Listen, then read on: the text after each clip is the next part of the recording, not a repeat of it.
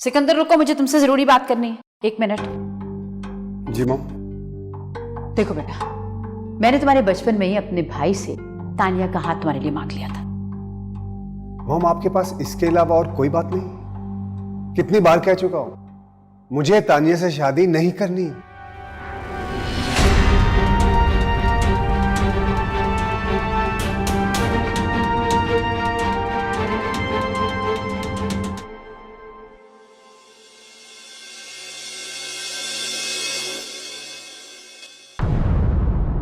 भाईजान आप? सिकंदर, एक बात याद रखना, अगर तानिया की आंख में एक आंसू भी आया ना, तो फिर खुश कोई भी नहीं रहेगा।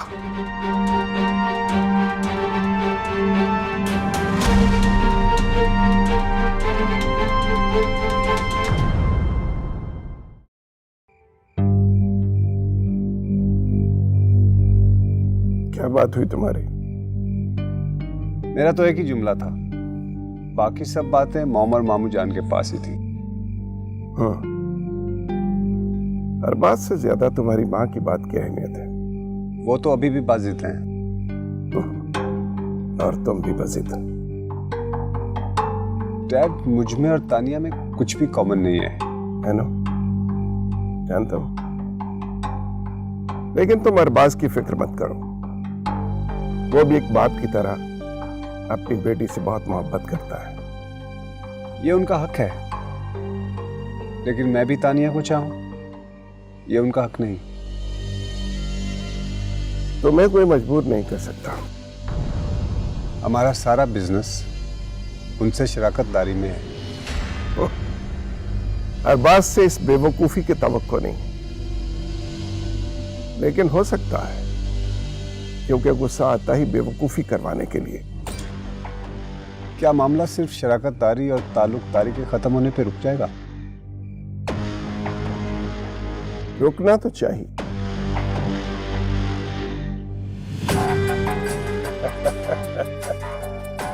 लेकिन ये बाजी तो रुक गई। चल, बाजी नहीं लगाते। जी।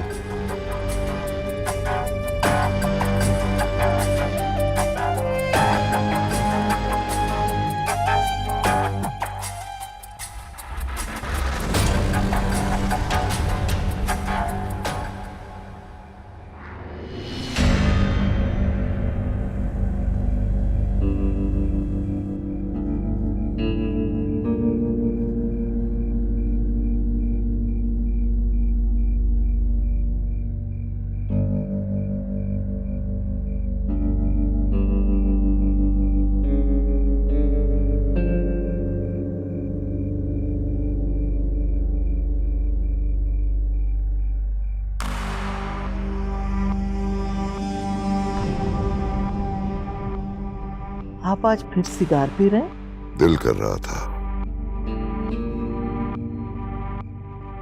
दिल कर रहा था कि कोई चीज मुझे अंदर से जलाए। सिकंदर से मुझे ऐसी तवक्को नहीं थी।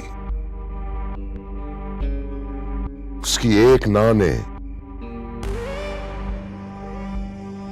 50 साल के ताल्लुक को दांव पर लगा दिया।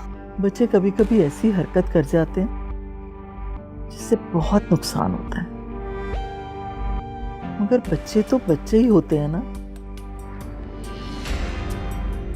बच्चों को सजा भी दी जाती है उरुसा बेगम। मेरा ख्याल है कि इस मामले को अभी आप कुछ अरसे के लिए रहने दें। मैं तानिया को आहिस्ता आहिस्ता समझा लूंगी। नहीं, अब तसल्लियों से काम नहीं चलेगा।